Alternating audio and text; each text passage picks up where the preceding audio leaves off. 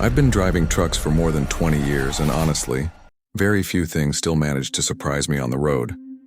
I've driven through blizzards, storms, mechanical breakdowns in the middle of nowhere, and every kind of strange situation someone can imagine. But what happened to me at a truck stop in western Kansas remains one of the most uncomfortable experiences I've ever had. At the time, I was 48 years old and ran regular routes transporting agricultural equipment between Colorado, Kansas, and Nebraska. It was an ordinary work week. I was hauling a load to Garden City and had stopped to rest and refuel during the early morning hours. Anyone who works in transportation knows that 3 in the morning is a strange time. Some rest areas are crowded. Others seem completely abandoned. That night, I stopped at a relatively small truck stop near an interstate highway. The place had a convenience store, several fuel pumps for trucks, and a large parking lot. There was some activity, but much less than you would normally see during the day. Maybe a dozen trucks scattered across the entire lot. After fueling up, I went inside the store to get coffee and stretch my legs for a while. I had been driving for several hours and still needed to rest before continuing the trip. I chose a table near the window because I like to keep my truck in sight whenever possible. While drinking coffee and checking my phone, I started noticing a truck parked in a more distant area of the lot. There was nothing particularly strange about it at first. It was an ordinary truck, relatively new, with an enclosed semi-trailer. The detail that caught my attention was that the interior cab lights were on. Truck drivers tend to notice things like that automatically. Drivers get in and out, perform inspections, go into the store, and talk with one another. But absolutely nothing was happening around that vehicle. I stayed there for quite a while. I drank 2 cups of coffee, had a brief conversation with another driver I knew from the road, and even watched part of a news broadcast on the store television. During all that time, nobody entered or exited that truck, and the cab lights remained on exactly the same way. After a while, I started paying attention to that truck almost out of curiosity. Not because I believed anything was wrong, but because the situation seemed unusual. I looked out the window whenever someone walked by or a vehicle moved in the parking lot. For more than an hour, I saw no activity around it, no driver walking toward it, no doors opening, no lights changing, nothing. At one point, I even thought maybe someone had accidentally left the cab lights on and gone to sleep in a nearby hotel room. But even that seemed strange. Most truck drivers don't leave their truck unattended for that long with the interior lights on. Besides, the parking space wasn't one of the closest to the store. It was in a more isolated section of the lot, almost at the edge of the parking area. I eventually stopped thinking about it while finishing my coffee and checking a few company messages. I only started thinking about the truck again when I decided to leave the store and continue my break inside my own cab. When I stepped outside, the cold early morning air hit me immediately. The parking lot was quiet. There was the distant sound of a few idling engines and the constant noise of the wind moving through the open lot. I walked toward my truck, which was parked a few spaces beyond the vehicle I had been watching. As I approached, I noticed something different. The passenger side door was open. Not completely wide open, but open enough that I could tell from a distance. I thought that was strange because I was certain it had been closed while I was watching from the store window. My first thought was that the driver had finally returned to the vehicle. I kept walking normally. When I passed beside the truck, I glanced inside the cab out of habit. That was when I felt that immediate discomfort that sometimes comes before you even understand exactly why. There was someone sitting in the passenger seat. The person was completely motionless and appeared to be watching the parking lot through the windshield. I was close enough to notice a few details. Not many, but enough to know that the person had been there for some time. He appeared to be an adult man wearing a dark coat. He was sitting in an oddly rigid posture, facing forward and watching the parking area as if he were waiting for something. What caught my attention wasn't just his presence. It was the way he reacted when he realized I had looked into the cab. The exact moment our eyes seemed to meet, he pulled the divider curtain shut with a quick motion. The cab disappeared behind the fabric in less than a second. It wasn't the natural reaction of someone resting or trying to sleep. It looked more like someone who didn't want to be seen. I kept walking, but that image immediately stuck in my mind. I climbed into my own cab and spent a few moments watching the truck through my side mirror. The passenger door remained open. No movement, no shadows, nothing. I tried to ignore it. After all, it wasn't my business what another driver was doing inside his own truck. But something didn't add up. If that man had been there the entire time, why hadn't he appeared during the hour I had been observing the vehicle from the store window? And if he had just entered, why was his reaction to seeing me to immediately close the curtain? While I thought about it, I started organizing some trip documents and reviewing the next morning's schedule.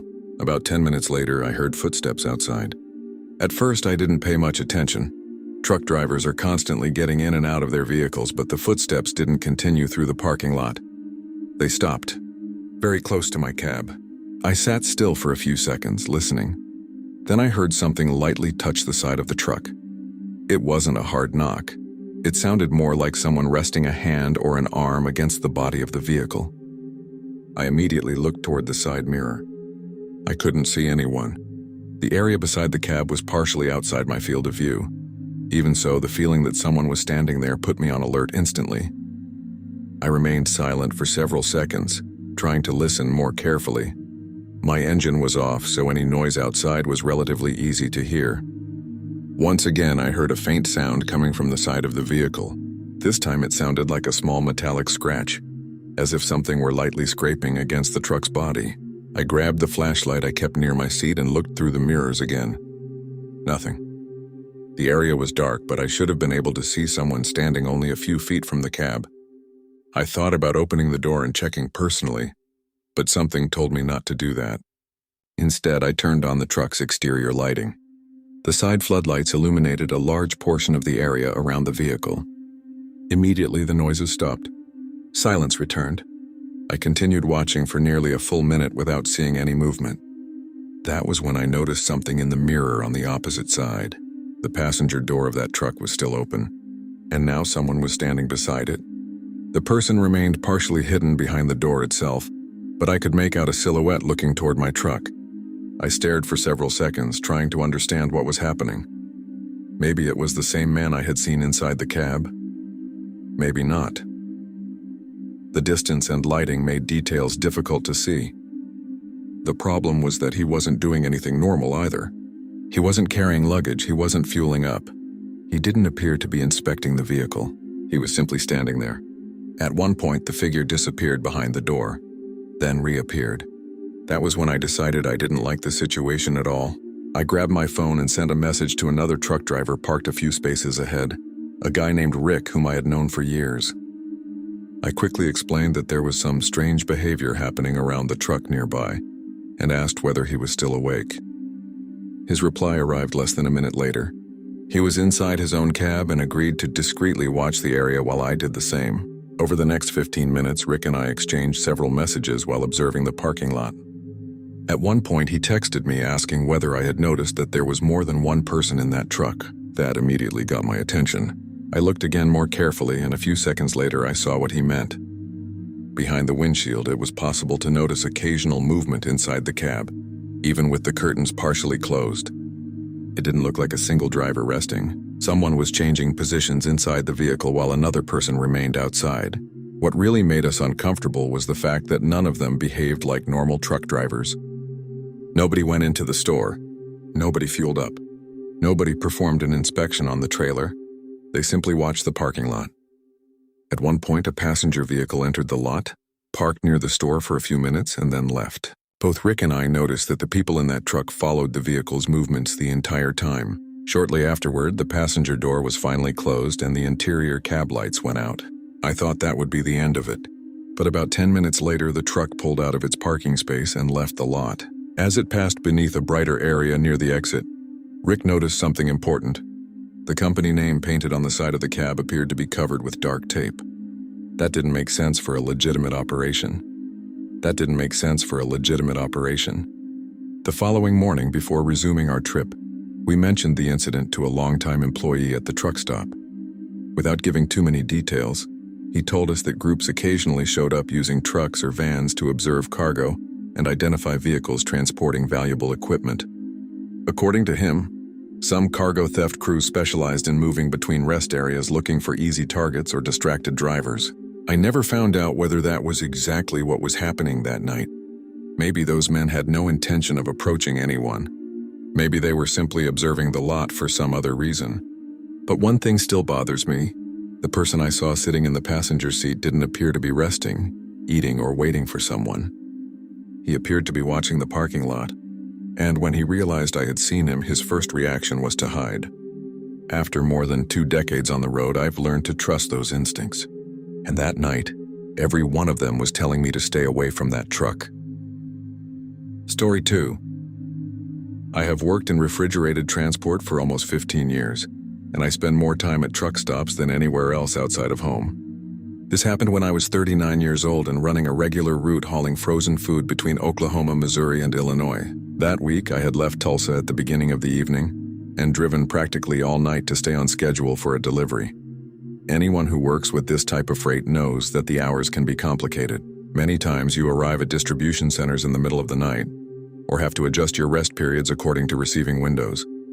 On the morning when all of this happened, I was exhausted.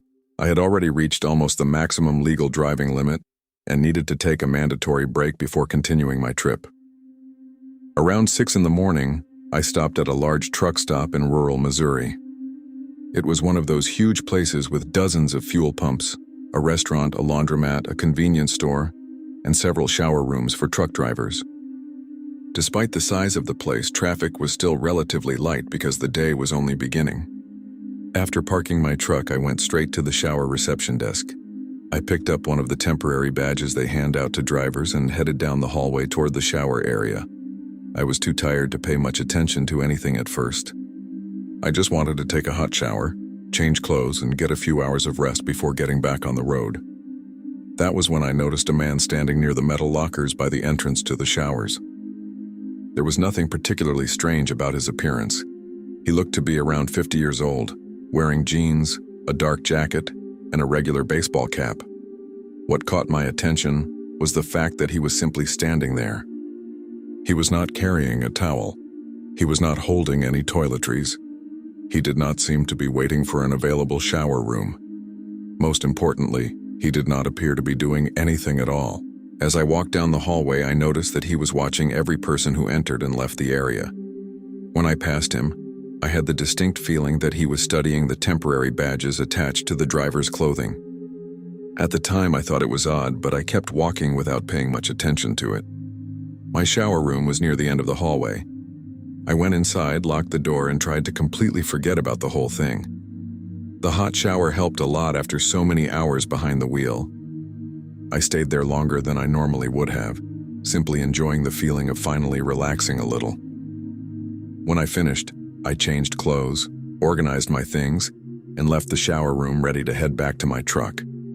That was when I remembered the man near the lockers. Out of curiosity, I looked toward the place where he had been standing earlier. The area was empty. I assumed he had left. I continued down the hallway without thinking much about it. However, when I approached the exit of the shower area, I saw the same man again. This time he was standing near the door that led to the rest of the building. What caught my attention was that he appeared to be looking directly at the temporary badge attached to my shirt. As soon as he realized I had noticed, he immediately looked away. He did not say anything. He did not smile. He showed no reaction beyond that. I kept walking, but that strange feeling returned immediately. As I walked through the main hallway of the truck stop, I discreetly looked back several times. The man remained near the shower exit.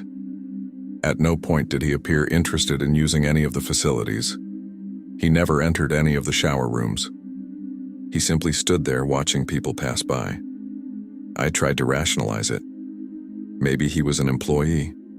Maybe he was waiting for someone. Maybe I was too tired and interpreting normal behavior as something suspicious. Even so, something did not feel right. I stopped by the convenience store, bought a coffee, and headed to the parking lot. The sun had already risen completely, and the outdoor area was much busier than when I arrived. Truck drivers were walking between vehicles, employees were servicing equipment, and several engines were running. When I finally reached my truck, I noticed something strange immediately. One of the doors to the external storage compartments was open. Not wide open, but open a few inches. I was absolutely certain I had locked it before going inside the building. At first, I thought maybe I had forgotten to close the compartment properly. After all, I was tired after driving all night. But as I got closer, I started to doubt that explanation. The latch was unlocked.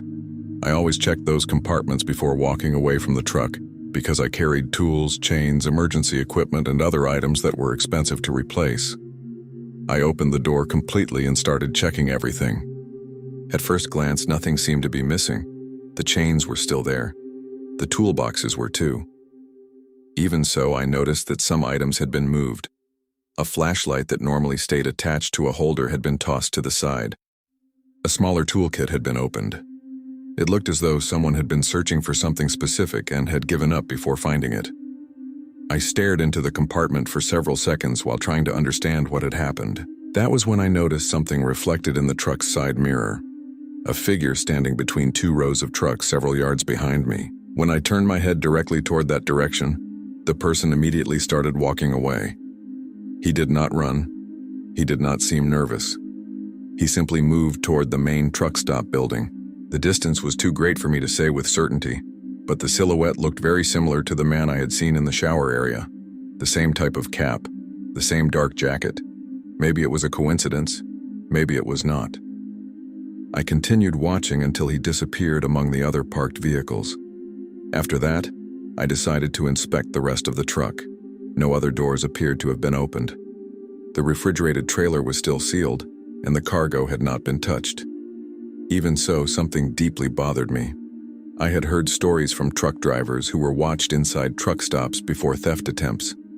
Some criminals looked for simple information: which vehicles would remain parked for several hours, which drivers were resting, and which trucks were carrying potentially valuable loads. For the first time, I started wondering if the man in the shower area had been doing exactly that. Instead of simply ignoring the situation, I decided to go back inside the building and speak with the truck stop management. It took me a few minutes to find the shift manager, and I explained exactly what had happened. I told him about the man standing near the lockers, the strange behavior at the shower exit, and the open truck compartment.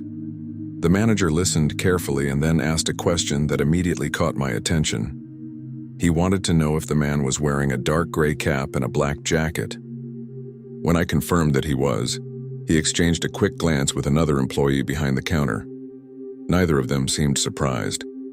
According to them, there had been several recent complaints involving an individual who spent hours observing areas frequented by truck drivers without apparently using any of the truck stop's services.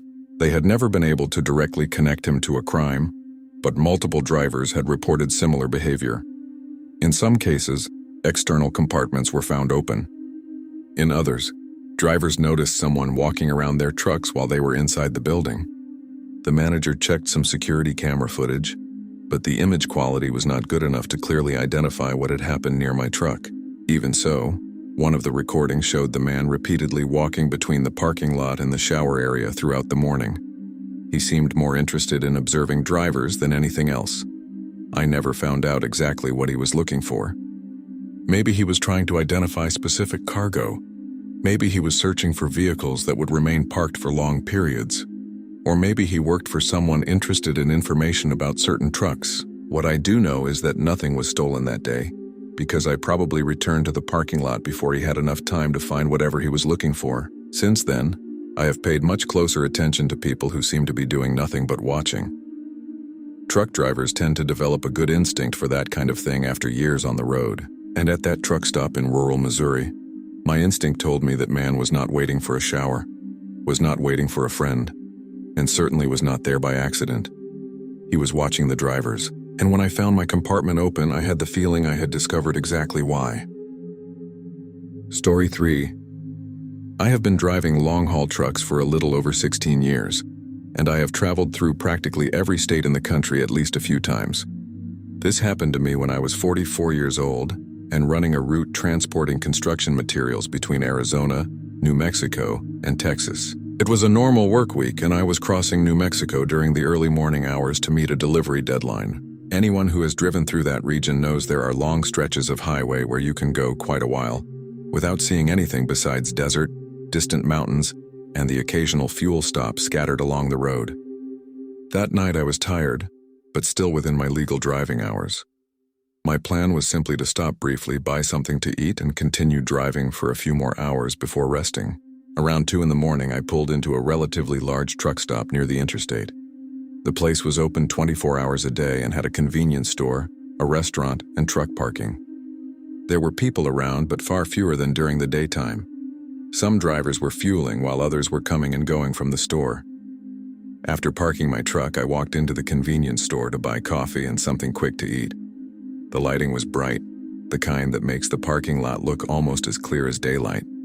Inside the store, there were only a few customers. A couple of truck drivers, an employee stocking merchandise, and 1 or 2 people standing near the soda machines. I grabbed a packaged sandwich, a coffee, and headed to the beverage area to pick up something for the road. That was when I noticed a teenage girl standing near the machines. I would guess she was maybe 15 or 16 years old. What caught my attention was not her presence, but the way she seemed to be discreetly watching the people around her. She looked nervous.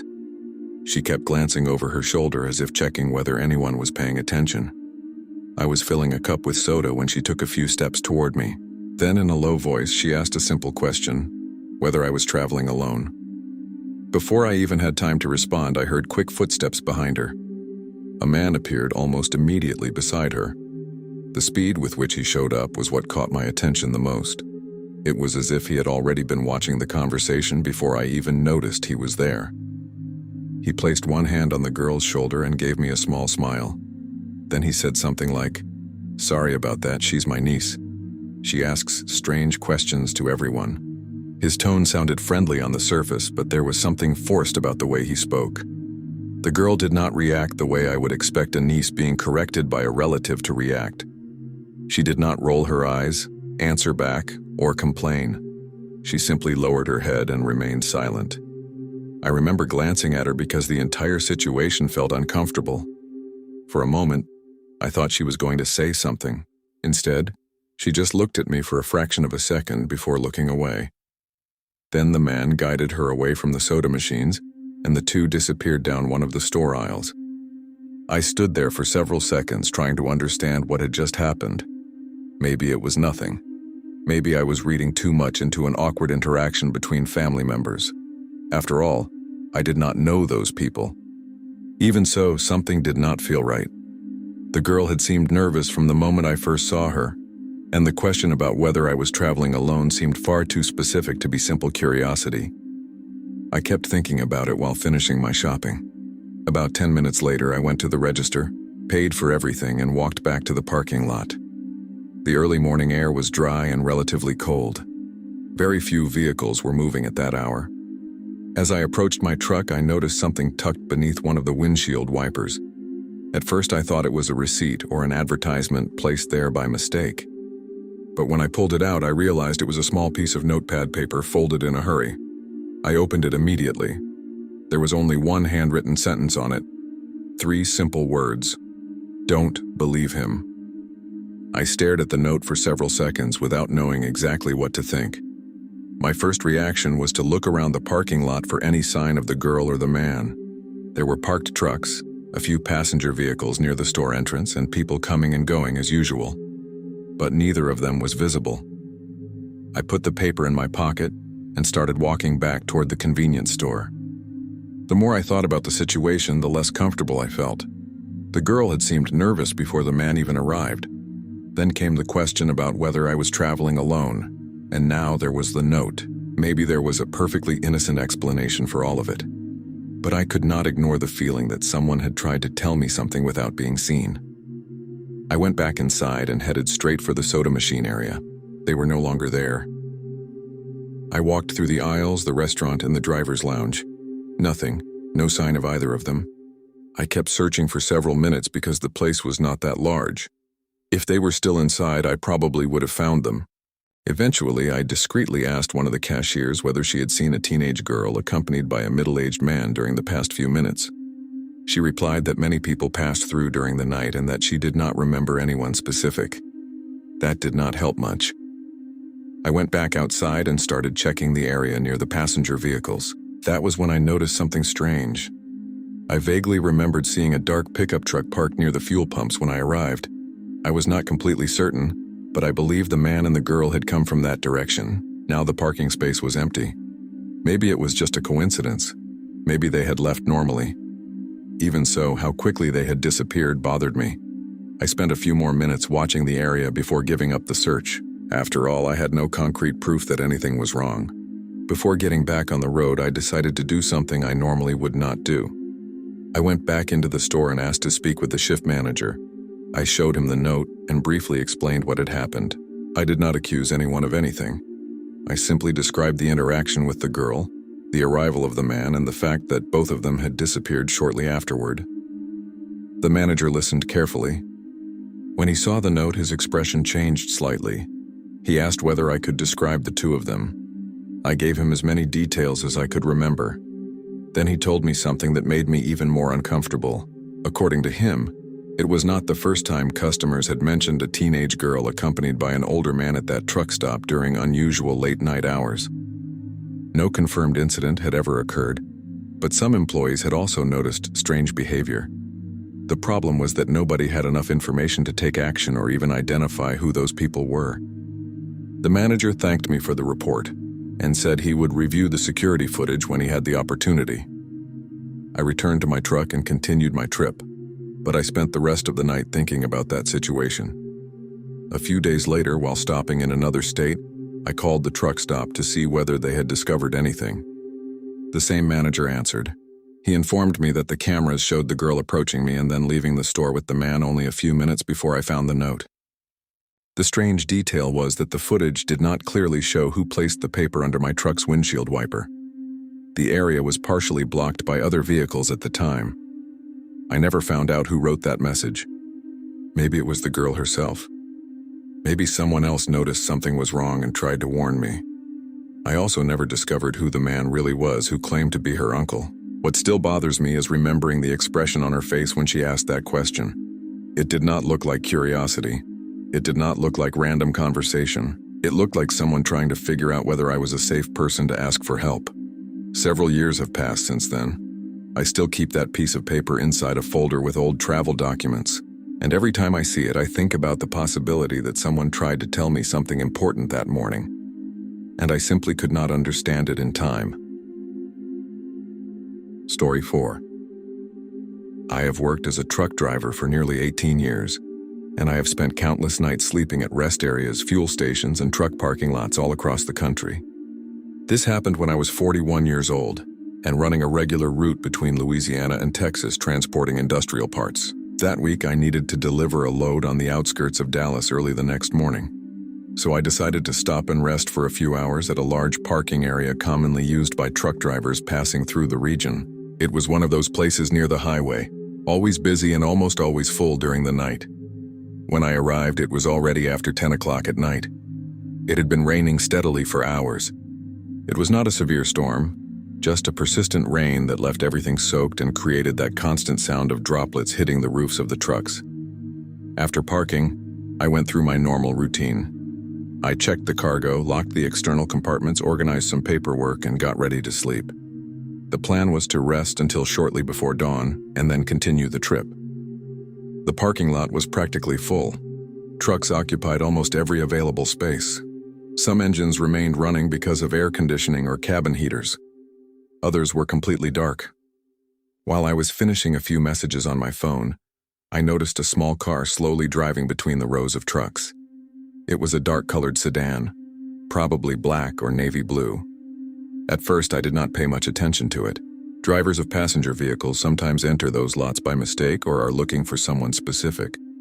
What caught my attention was that the vehicle kept reappearing. It would pass through one row, disappear for a few minutes, and then show up again in another area. Always very slowly, always without parking. At one point, I saw the car drive down the exact same lane for the third time. The rain reflected off the headlights and made it difficult to see details, but I could tell there was at least one person inside. I remember thinking that maybe they were looking for a parking spot or someone they could not find. After that, I closed the curtains in my cab and tried to sleep. I fell asleep relatively quickly. After driving all day, I usually have no trouble drifting off. The rain continued hitting the roof of the cab steadily and ended up functioning almost like background noise. I do not know exactly how long I slept. Maybe 2 or 3 hours. What woke me up was a strange sound coming from the side of the trailer. At first, I thought I was dreaming. I stayed still for a few seconds, trying to understand what I had heard. Then the sound happened again. It sounded like something metallic being touched or moved carefully. It was not a loud bang. It was more like someone manipulating a latch, pulling on a piece of hardware, or testing a door. I immediately sat up in the bunk. The clock showed a little after 1 in the morning. The rain was still falling, although more lightly than before. I remained silent, trying to listen more carefully. A few seconds later, another noise came. This time I was certain it was coming from outside my truck. My first reaction was to look through the side mirrors, but the curtains were still closed. I pulled one aside just enough to see the parking lot without drawing attention. That was when I felt immediate unease. The same dark-colored car I had seen driving around earlier was parked between 2 trucks several spaces away. Its lights were off. The engine appeared to be off as well. The distance was not very great, but the rain and uneven lighting made it difficult to see details of the vehicle. Even so, I noticed something that put me on alert immediately. There was a person standing outside the car. They were positioned near the driver's door, looking directly at my cab. They did not appear to be using a phone. They did not seem to be talking to anyone. They were simply watching. I stared for a few seconds, trying to convince myself it was a coincidence. But the longer I watched, the more I felt that the person knew exactly which truck they were looking at. I continued observing through the small opening in the curtain without making any sudden movements. The person remained motionless for several seconds. I could not make out a face because of the distance, the rain, and the poor lighting between the trucks. All I could distinguish was a dark silhouette wearing what looked like a hooded jacket. At one point, they turned their head and seemed to look toward another nearby truck. Then they looked back toward my cab. That was when I heard the metallic sound coming from the side of the trailer again. This time it was closer and clearer. My heart immediately started racing. The person I was watching was nowhere near my trailer. That meant there was someone else outside. I pulled back the curtain on the other side of the cab and tried to see along the side of the truck. I could not directly see anyone, but I noticed a shadow moving quickly between the parked trucks. The situation stopped feeling like a coincidence at that moment. There were at least 2 people involved in whatever was happening. I grabbed my phone and got ready to call parking lot security. Before doing that, however, I decided to turn on the exterior cab lights. Many trucks have auxiliary floodlights specifically for illuminating the surrounding area when needed. As soon as the lights came on, the effect was immediate. The shadow I had seen disappeared among the vehicles. At the same time, the person near the dark sedan quickly got into the driver's seat. A few seconds later, the vehicle's headlights came on. The car began moving slowly through the parking lot. I continued watching as it passed between the rows of trucks. Instead of leaving immediately, the driver did exactly what I had seen before I went to sleep. The car slowly cruised through several lanes, passing near different trucks without parking. It seemed less like someone looking for a parking spot and more like someone looking for a specific opportunity. I decided to call the parking lot administration. I explained that I had heard someone tampering with my trailer and that a car had been repeatedly driving through the truck rows during the early morning hours. The employee who answered did not sound surprised. He asked for my parking location and informed me that he would send a security guard to check the area. While I waited, I continued watching through the window. The dark sedan was still slowly moving around the lot. At times, it disappeared behind larger trucks and then reappeared in another row. About 10 minutes later, I saw a security vehicle enter the area. As soon as it started driving through the lanes, the dark car changed its behavior immediately. Instead of continuing to circle, it drove to the main exit and left the parking lot without any apparent hurry. I followed the entire thing through my mirrors. The security guard passed near my truck shortly afterward and performed a quick inspection of the area. When I climbed down to check the trailer with him, we found something that confirmed I had not imagined the noises. One of the external latches on a side compartment was partially open. There was no visible damage, but someone had clearly tried to manipulate it. Fortunately, the compartment remained closed and nothing appeared to be missing. The security guard commented that similar incidents occasionally happened in large parking lots near urban centers. According to him, Some groups drove among the trucks looking for easy cargo, valuable equipment, or vehicles whose drivers appeared absent or distracted. I never found out who the people in that car were or exactly what they were looking for that night. Maybe my truck was just one of several they had been watching. What stayed with me was the feeling of waking up and finding someone standing in the rain looking directly at my cab, while another person was tampering with the trailer.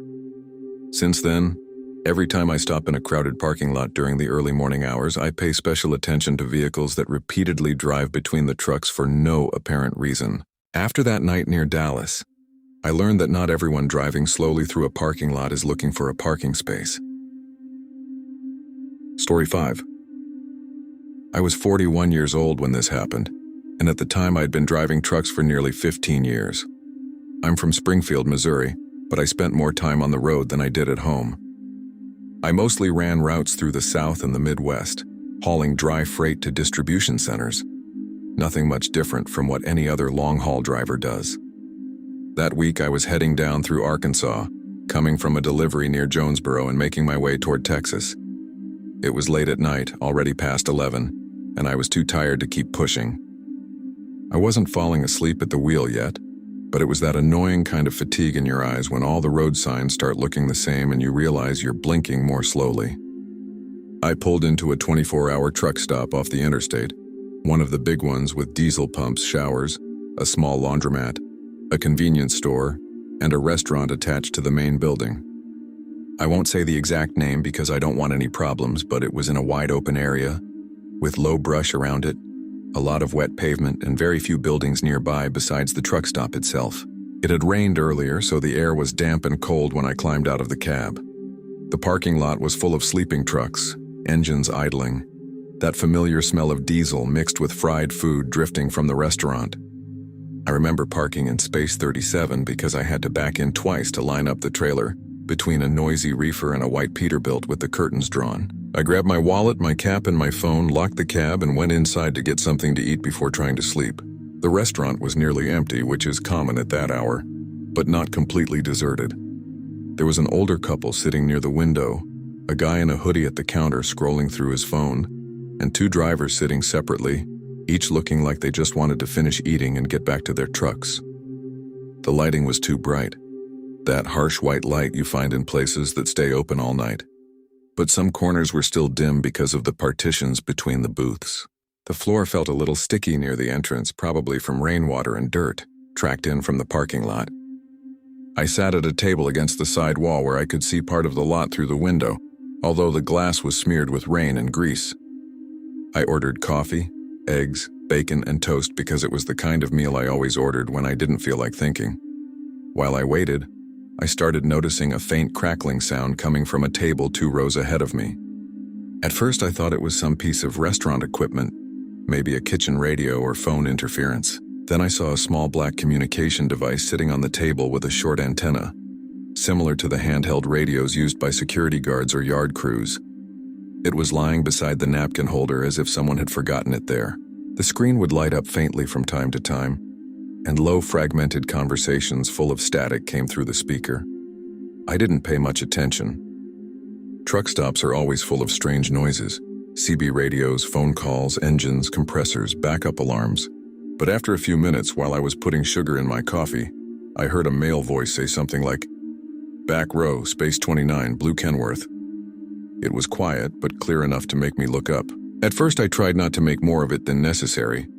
I figured maybe a yard employee was coordinating parking, or maybe security was talking about improperly parked trucks. That happens. Some truck stops monitor the lot, especially when it's crowded or when valuable freight is involved. But that place didn't seem to have that kind of organized operation.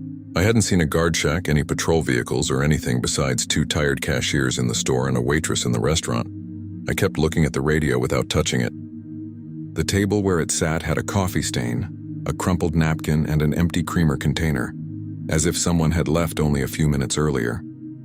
The voice came back, more muffled this time, and said, "Reefer running in 42, passenger side door clear." Then another voice replied with something I couldn't make out. I felt a small knot of discomfort in my stomach, but I still tried to fit it into some normal explanation. Maybe drivers were joking around on a radio. Maybe someone was talking about trucks they knew. Even so, the part about the passenger side door being clear stayed in my mind because it sounded too specific, as if someone was checking whether it could be opened or whether something was blocking access. When the waitress brought my food, I almost asked her about the radio, but I stayed quiet. She looked exhausted, with deep circles under her eyes and her hair tied back carelessly, and I didn't want to sound paranoid over some static-filled radio chatter. I started eating slowly, but my attention was no longer on the food. The bacon was salty, the coffee tasted burnt, and the air conditioner was blowing cold air directly onto the back of my neck. Between bites, I kept listening to the radio. There was a stretch of silence, nothing but static, and for a moment I thought it was over. Then another transmission came through. A different voice, rougher this time, said, "Center row, space 37, gray Freightliner, Missouri plate." I froze with my fork halfway to my mouth. It wasn't a sudden jolt of fear. It was more like my body locked up before my mind caught up. I drove a gray Freightliner. My plates were from Missouri, and I had just parked in space 37. I immediately looked out the window, trying to spot my truck among the others, but from that angle all I could see were parts of trailers and red lights reflecting off the wet pavement. My heart started beating harder, but I was still sitting there holding the fork, trying to convince myself it could be a coincidence. Then the voice continued, lower this time. "Driver inside the restaurant, wall table." At that exact moment I turned my head and looked around the entire restaurant. Not discreetly. I genuinely searched for whoever might be watching me. The couple by the window was still quietly talking. The guy at the counter was still staring at his phone. One of the drivers had already left and the other was finishing a mug of coffee. Nobody appeared to be paying attention to me. Still, that last sentence kept echoing in my mind. Driver inside the restaurant, wall table. I was sitting at a table against the side wall. For the first time, I felt that strange physical sensation that comes right before fear turns into panic. My mouth went dry, and my chest felt tight. I looked back at the radio. I was certain I wanted to pick it up and figure out whether this was really happening or if I had misunderstood something. I stood up and walked over to the table. Up close, I realized the radio was newer than it had looked from a distance. The casing was clean, without the scratches or wear you'd expect from heavy use. The screen displayed a few numbers I couldn't understand because they disappeared too quickly. I stood there for a few seconds listening to the static. Then another transmission came through. Someone simply said, "Awaiting confirmation." After that, the radio fell silent again. I looked around, trying to identify the owner, but nobody reacted. That was when I decided to ask the waitress. As she walked by carrying a tray, I asked whether the radio belonged to one of the employees. She looked at the table and said she had never seen it before. I thought she might be joking, but her expression seemed genuine. I asked whether anyone had been sitting there recently. She said several people had passed through the restaurant during the last hour and that she couldn't remember anyone specific. While we were talking, I heard the front door open. I turned instinctively and saw two men enter. Both wore dark jackets and plain baseball caps. There was nothing unusual about that. Truck drivers and travelers dressed that way all the time. The problem was that the two of them stopped for a few seconds just after entering and looked over the entire dining room before choosing a table. It was quick, maybe 2 seconds, but it felt like an assessment. One of them looked toward the table where the radio sat, not directly at me, at the table. Then they headed toward a booth at the back of the restaurant. I can't explain why that made me even more uncomfortable. Maybe because by that point I was connecting everything I saw to those transmissions. Maybe because my brain was searching for an explanation for something that didn't make sense. But without realizing it, I started paying attention to them, and a few minutes later, the thing happened that finally made me decide to leave. I returned to my table and watched them through the reflection in the window so it wouldn't look like I was staring. The two men barely spoke. When they did, it was too quiet for me to hear. One of them kept his body partially turned toward the parking lot, as if trying to see outside through the blinds and the rain-covered glass. The waitress brought them coffee and went back to the counter. I looked at the radio again. I wanted to hear one more transmission to determine whether this was some absurd coincidence or whether they were truly talking about the parking lot. But when I glanced toward the table where the radio had been sitting, It was gone. For a second, I thought I was looking at the wrong table. I stood up and walked over. Nothing. No radio, no antenna, no sign that it had been there during the last 20 minutes. The crumpled napkin was still there. The empty creamer container too. Only the radio had disappeared. I immediately looked toward the two men. Neither appeared to be carrying anything. The waitress was at the register talking to another employee. I had literally not seen anyone approach that table. That bothered me more than the transmissions themselves. Not because the radio disappeared, but because I had been paying attention to it almost the entire time.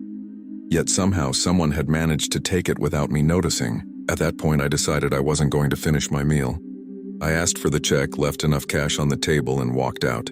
When I stepped into the parking lot, the cold air hit my face and cleared my head a little. The lot was still full of trucks idling. Normally, the constant sound of engines helped me relax, but that night it only made everything feel stranger. I walked directly towards Space 37. As I got closer, I started noticing details I might not have paid attention to before. There were fresh tire marks near the side of my trailer. They were not necessarily suspicious since hundreds of vehicles moved through the lot. The problem was that a dark SUV was parked 2 rows ahead with its headlights off and what appeared to be the engine running. I couldn't see who was inside because of the tinted windows. I tried to ignore it and quickly climbed into my cab. The first thing I did was lock the doors. Then I pulled the curtain back slightly and watched the parking lot. For several minutes, nothing happened. The SUV remained parked. Some trucks arrived and others left. I was almost starting to convince myself I was overreacting when I saw a figure walking between the parked vehicles. The person wasn't heading toward the fuel pumps or the main building. They were simply moving slowly between the trucks, looking toward the cabs as they passed. At one point, they stopped near my row. I immediately closed the curtain and sat motionless in the driver's seat. The person was too far away for me to identify any details, but close enough for me to know they weren't simply crossing the parking lot. Anyone who spends enough time on the road learns to watch behavior. When someone is heading to the restaurant, the showers, or the store, there is a clear destination. That person didn't seem to have any destination at all. They would walk a few yards, stop, look at a cab, move forward again, and repeat the same pattern. I tried convincing myself it could have been a driver looking for a friend or trying to locate their own truck, but the feeling didn't fit. I kept watching through a small gap in the curtain.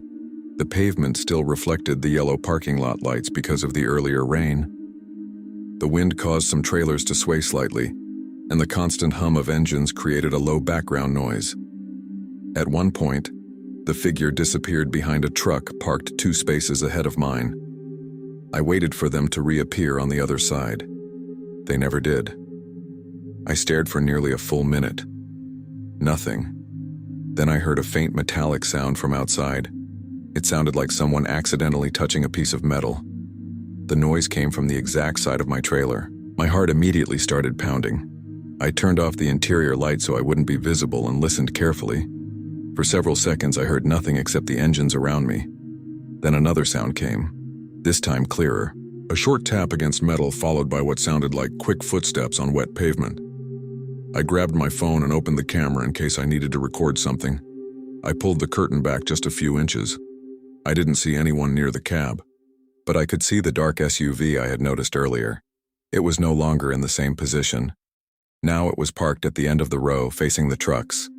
I can't say whether that was a coincidence or not. Maybe it really was just another vehicle. The problem was what happened next. My phone vibrated with a message notification. I assumed it was dispatch or a load update. When I checked, there was no new message. Just a blank notification that disappeared almost immediately. While I was trying to make sense of that, I noticed movement near the white Peterbilt parked beside me. A shadow passed between the trucks. Seconds later, I heard a cab door slam somewhere in the distance, and almost at the same time, the SUV turned on its headlights. Without accelerating hard or drawing attention, it slowly drove out of the parking lot and disappeared toward the truck stop exit. Story 6. I was 38 years old at the time, and I had already been working in road transportation for more than a decade. I lived in Bowling Green, Kentucky, and regularly ran routes through Tennessee, Kentucky, and neighboring states. That week, I was hauling a load of automotive parts to a distribution center north of Louisville. It was an easy trip with no tight deadline, so I was following my normal driving and rest schedule. That night, I had decided to stop at a rest area commonly used by truck drivers near the Tennessee-Kentucky border. It was not exactly a full truck stop. It was more of a large parking area with restrooms, vending machines, and a few concrete picnic tables scattered around a small service building. I had stopped there before. I had never had any problems there. When I arrived around 10 at night, the parking area was already nearly full. Trucks were lined up in several rows, engines idling, and the constant noise of trailer refrigeration units filled the air. The temperature was low for that time of year. It was not particularly cold, but the air was damp and a thin layer of fog was beginning to form over the grassy areas surrounding the parking lot. After checking the cab locks, closing the curtains, and setting my alarm for a few hours later, I climbed into the sleeper area behind the seats and went to sleep. I have no idea how much time had passed when I woke up. My first impression was that someone had tapped on the cab. It was not a loud knock. It sounded more like a short, almost polite tap, as if someone were trying to get my attention without waking up the entire parking lot. I opened my eyes immediately. It was still dark inside the cab, and for a few seconds I tried to figure out whether I had dreamed it. The engine was off, so the environment was quieter than usual. I could only hear the distant sound of trucks around me and the wind moving between the parked vehicles. I stayed still, listening. No second knock came. I picked up my phone to check the time. It was a little after 2 in the morning. I pulled back the curtain slightly and looked through the side mirrors. I did not see anyone. There was no movement near the nearest trucks either. A few parking lot lights illuminated sections of the area, but many spots remained buried in shadows because of the trucks themselves. After watching for almost a minute, I began to think it might have been some outside noise that my brain had interpreted as a knock. I was about to lie back down when I decided to turn on the interior light to grab a bottle of water. That was when I saw something that definitely had not been there when I went to sleep. As soon as the light came on, my eyes went straight to the space behind the seats. I knew every inch of that cab, because I practically lived in it for much of the month. That was why I immediately noticed that something was different. Leaning against the side wall of the sleeper area was a black backpack I had never seen before. It was not a small backpack. It looked like the kind used for short trips, with multiple pockets and wide straps. For several seconds, I stared at it without being able to process what I was seeing. My first reaction was to think I was tired and mistaking one of my own belongings for something unfamiliar. But that made no sense. I did not own a backpack like that. Besides, when I had stopped to sleep, I had organized the sleeper area because I was looking for a charger. I was absolutely certain that object had not been there. I immediately felt a cold sensation in my stomach. I climbed down from the bunk and knelt between the seats, staring at the backpack. I did not touch it. My mind searched for a logical explanation. Maybe someone had left it there during an earlier stop. Maybe I was forgetting something. But the more I thought about it, the less sense it made. The cab had remained locked. I had personally checked the locks before going to sleep. I stared at the backpack for nearly a full minute. The silence inside the cab felt strange. I could hear the engines of the parked trucks outside and the wind lightly hitting the body of the vehicle, but inside everything seemed too still. Then I heard a very faint sound coming from the sleeper area behind me. It was not an outside noise, it came from inside the cab. It sounded like something lightly scraping against fabric or plastic. My entire body tensed instantly. I turned my head so fast that I hit my shoulder against the driver's seat. I stared into the dark section of the sleeper area, illuminated only by the weak light coming from the front of the cab. For a few seconds, nothing happened. Then I heard it again. A short movement, like someone slowly adjusting their position while trying not to make noise. My heart started pounding so hard I could feel it in my neck. The feeling I had in that moment is difficult to describe. It was not just fear. It was that instant realization that something was very wrong and that I might not be alone inside the truck. For the first time since waking up, the possibility crossed my mind that someone might have entered while I was asleep and was still there. I remained motionless for several seconds, trying to decide what to do. The last thing I wanted was to move into the sleeper area without knowing what was hiding there. I grabbed my phone and turned on the flashlight. My hand was shaking enough to make the beam wobble. I pointed it first at the backpack. Nothing. Then I slowly illuminated the corners of the sleeper area behind the seats. There were blankets, a plastic box containing clothes, a water bottle, and personal items scattered where I normally kept them. Everything appeared normal, at least at first glance. But I could not ignore the sounds I had heard. I kept examining every corner. The sleeper area was not large. There were not many places where someone could hide. Even so, the feeling of being watched remained. While I was inspecting the space, I heard a clicking sound from the lower part of the cab near the floor behind the passenger seat. It was short, like someone accidentally brushing against a plastic panel. Instinctively, I directed the flashlight toward the noise. I did not see anyone. But I noticed something that made my stomach drop. The curtain separating the sleeper area from the main cab was slightly out of place, only by a few inches. Just enough to go unnoticed in most situations, but I always left it completely closed before going to sleep. Without taking my eyes off that area, I grabbed my phone and started searching for the local highway security number. I did not want to run out of the cab without knowing what was happening, but I also did not want to investigate alone. While doing that, I heard the sound of breathing, very faint. So faint that for a moment I thought I had imagined it. I froze, holding my phone and holding my own breath so I could listen more carefully. A few seconds later, I heard it again. It was not coming from outside. It was not coming from the trucks around me. It seemed to be coming from the rear section of the cab. My entire body went into high alert. Without thinking much, I unlocked the driver's door, pushed it open, and jumped out into the parking lot. I nearly twisted my ankle on the way down. The cold air hit my face, and I finally felt like I could breathe properly. I ran several yards away from the truck and stood staring at it under the parking lot lights. Most of the drivers were asleep, and nobody seemed to have noticed anything. I pulled out my phone and called the emergency number for the rest area. While explaining the situation, I kept watching my cab. That was when I saw something move behind the passenger side curtain. For several seconds, I froze while staring at the window. The movement was quick, but it was not my imagination. The curtain shifted slightly to one side and then returned to its original position. It looked as though someone had peeked outside and immediately pulled back after realizing I was watching. I remember feeling such a powerful rush of adrenaline that my hands started tingling. I continued speaking with the dispatcher and explained exactly what I had seen. He told me to stay away from the truck and informed me that a security employee from the rest area was already being sent to the parking lot. Those minutes felt much longer than they actually were. I kept my eyes fixed on the cab the entire time. I did not want to risk missing another movement. A few times I thought the curtain shifted again, but I cannot say for sure whether it was the wind or my nerves. What I was sure about was that someone had placed a backpack inside my truck, and that I had heard sounds coming from inside when I was supposed to be alone. Shortly afterward, I saw a maintenance pickup truck slowly crossing the parking lot. 2 employees got out and walked toward me. I quickly explained everything. Neither of them acted as though I was overreacting.